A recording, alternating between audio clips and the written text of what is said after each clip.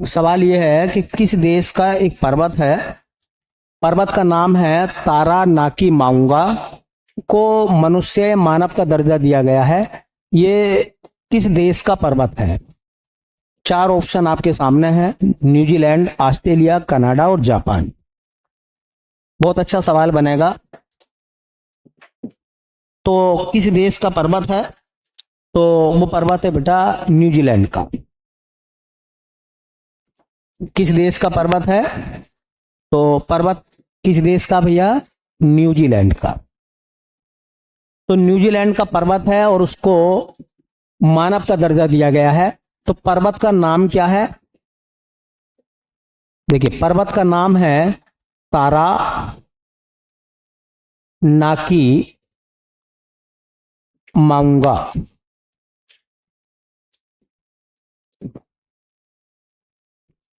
कहां का पर्वत है? न्यूजीलैंड का। इसको किस चीज का दर्जा दिया गया है? दर्जा दिया गया है मानव का। इस पर्वत को मानव का दर्जा दिया गया है। और एक्चुअल में क्या है कि ये पर्वत जो है किस जनजाति के लिए इंपॉर्टेंट है, किस जनजाति से संबंधित है? तो इस पर्वत का संबंध जिस जनजाति से है बेटा, उस जनजाति का नाम है माओरी।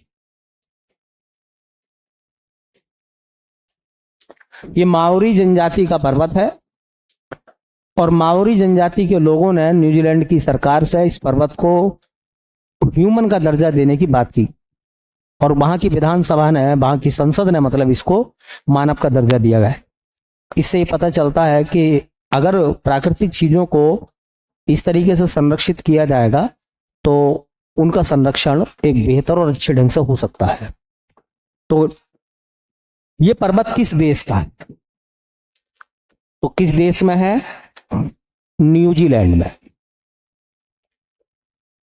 अब चूंकि न्यूजीलैंड का पर्वत है, ठीक है, तो जो न्यूजीलैंड है उसकी जो राजधानी है, कोई बताएगा न्यूजीलैंड की राजधानी क्या है? न्यूजीलैंड की राजधानी है वेलिंगटन।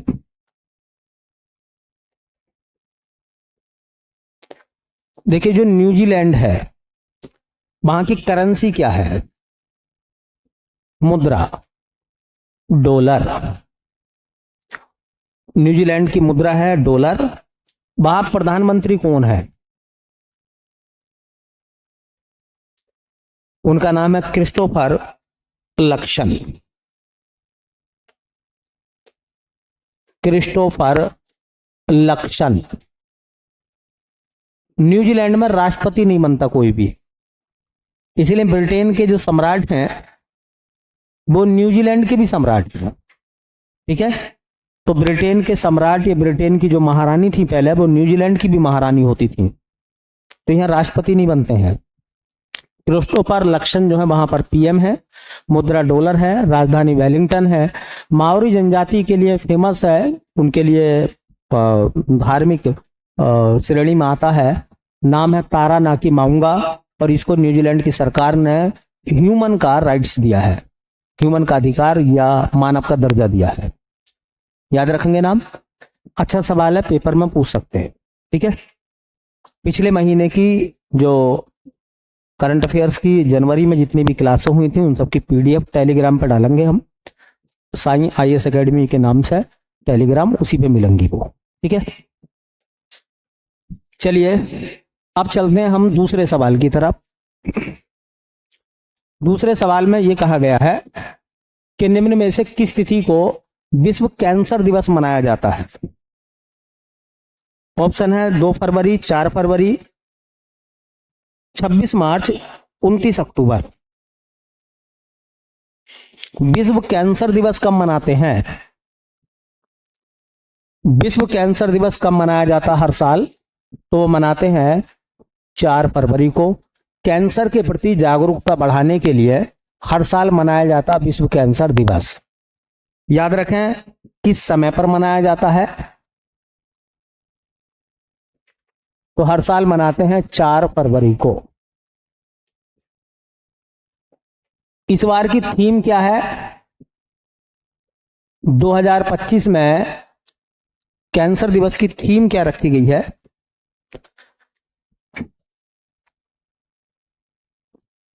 यूनिटेड बाय यूनिक,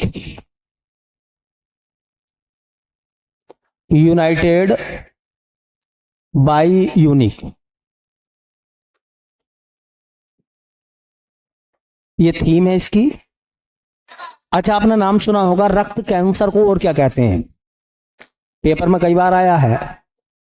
जो रक्त कैंसर है उसको क्या कहते हैं? ल्यूकीमिया। रक्त कैंसर को क्या कहते हैं? ल्यूकीमिया। खूब आता पेपर में। ल्यूकीमिया क्या है? Blood cancer, bone cancer, brain cancer, आंतों का कैंसर नहीं होते? कैंसर के बहुत सारे प्रकार हो गए हैं। तो याद रखें, हर साल विश्व कैंसर दिवस मनाते हैं कब? 4 फरवरी को। दिवस पूछा जाता पेपर में किसी न किसी में, याद रखें।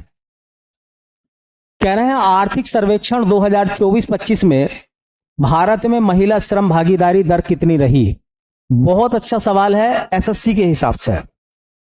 एसएससी ऐसे सवालों को खूब पूछती है कि आर्थिक सर्वेक्षण 2023-24 में भारत में महिला श्रम भागीदारी दर कितनी रही है? ऑप्शन है 23.3, 41.7, 24.6, 47.6%। तो भारत में महिला श्रम भागीदारी दर कितनी है 2023-24 के अकॉर्डिंग, 24-25 के अकॉर्डिंग?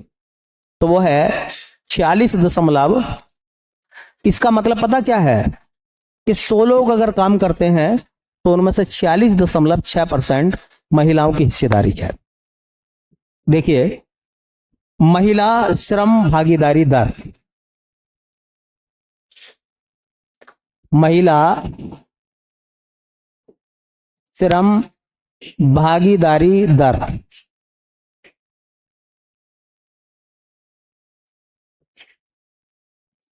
कितनी है? तो देखो भैया, यह है 46.7%, सॉरी 47.6%। लेकिन अगर पूछने लगे ग्रामीण क्षेत्रों में कितनी है, ग्रामीण एरिया में कितनी है, ये तो ओवरऑल पूरे भारत में है। तो ग्रामीण एरिया में ये मान निकल कर आता है तकरीबन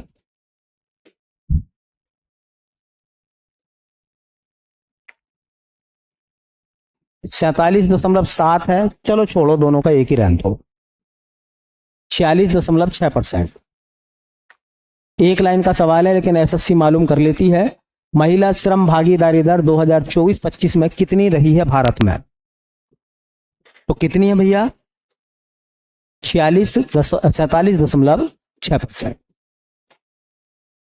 अगला सवाल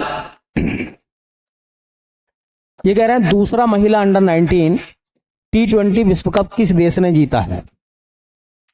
दक्षिण अफ्रीका, ऑस्ट्रेलिया, पाकिस्तान और भारत। तो दूसरा संस्करण है T20 का, अंडर 19 का, किसने जीत लिया है? अच्छा, कहां हुआ था ये खेल? इसका आयोजन कहां हुआ था? महिला अंडर 19, महिला अंडर 19 T20 विश्व कप।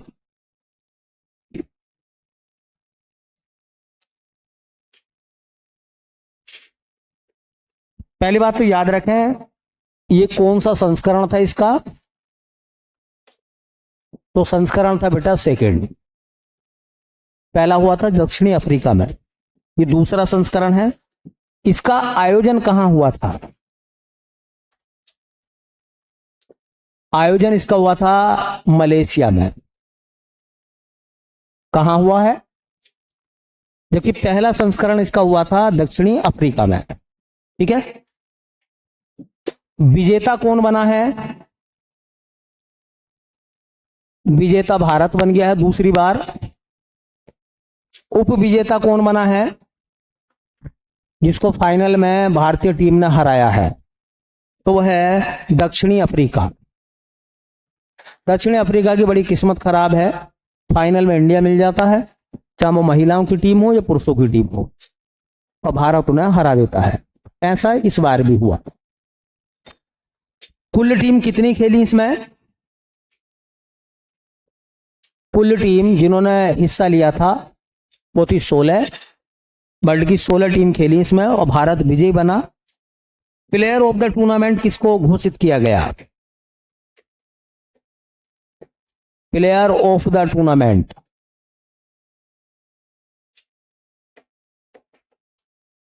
तो वो प्लेयर के रूप में गोगांडी त्रिशा,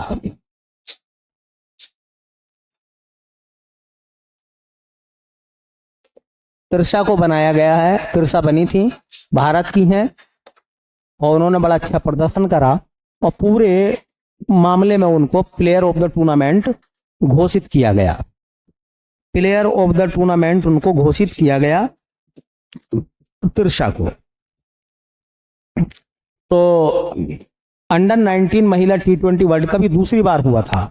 पहली बार कहां हुआ था, दक्षिणी अफ्रीका में, तो भी भारत ने जीता, और दूसरी बार कहां हुआ, मलेशिया में, तो भी भारत ने जीता है। तो भारत ने अपने पुराने जो किरदार था उसे दोहराया है। मलेशिया में हुआ इस बार, ध्यान रखना, साउथ अफ्रीका को हराया है किसने, भारत ने। आज का पांचवा और आखिरी सवाल देखेंगे भैया। पांचवा और आखिरी सवाल यह है कि किस क्षेत्र में ग्रैमी अवार्ड दिए जाते हैं। ग्रैमी अवार्ड किस क्षेत्र में दिए जाते हैं, संगीत, अभिनय, चित्रकला और नृत्य। तो संगीत के क्षेत्र में, और इस बार भी ग्रैमी अवार्ड दे दिए गए हैं। देखिए ग्रैमी अवार्ड बहुत इंपॉर्टेंट पार्ट रहता है ये, इस बार तो ज्यादा इंपॉर्टेंट है। ग्रैमी अवार्ड किस क्षेत्र में दिए जाते हैं, तो संगीत। और याद रखना संगीत का सबसे बड़ा पुरस्कार है ये, ठीक है, तो ये भी नोट कर लेना, यह संगीत का सर्वोच्च पुरस्कार है। संगीत का सबसे बड़ा पुरस्कार कौन सा है, ग्रैमी अवार्ड। कौन सा संस्करण है इस बार जो दिया गया है 2025 में, ऐसे ही पूछ लेते हैं कि 2025 में कौन से ग्रैमी अवार्ड दिए गए हैं, तो याद रखेंगे यह है 67वां, ये 67वां ग्रैमी अवार्ड दिया गया है इस बार। और कौन जीता है ग्रैमी अवार्ड को, इसके विजेता का नाम क्या है, तो उनका नाम है चंद्रिका टंडन। चंद्रिका टंडन भारतीय अमेरिकी संगीतकार हैं। चंद्रिका टंडन भारतीय अमेरिकी संगीतकार चंद्रिका टंडन है। और उनकी किस एल्बम को ये अवार्ड दिया गया है, तो उनकी एल्बम का नाम है त्रिवेणी। बहुत इंपॉर्टेंट फैक्ट है, याद रख लेना क्वेश्चन। तो ग्रैमी अवार्ड संगीत के क्षेत्र में दिए जाते हैं। इस बार जो दिया गया है 67वां ग्रैमी अवार्ड दिया गया है, और इसको किसने ग्रैमी अवार्ड को हासिल किया है, जीता है, चंद्रिका टंडन। ये भारतीय मूल की अमेरिकी है, मतलब इनके माता पिता भारत के थे और ये अमेरिका में रहने लगे। इनकी एल्बम का नाम जरूर याद रखें, भारतीय प्रधानमंत्री नरेंद्र मोदी ने भी इनको बधाई दी है, ठीक है। तो बहुत अच्छा सवाल है, बाकी देखते हैं फिर कल, है ना।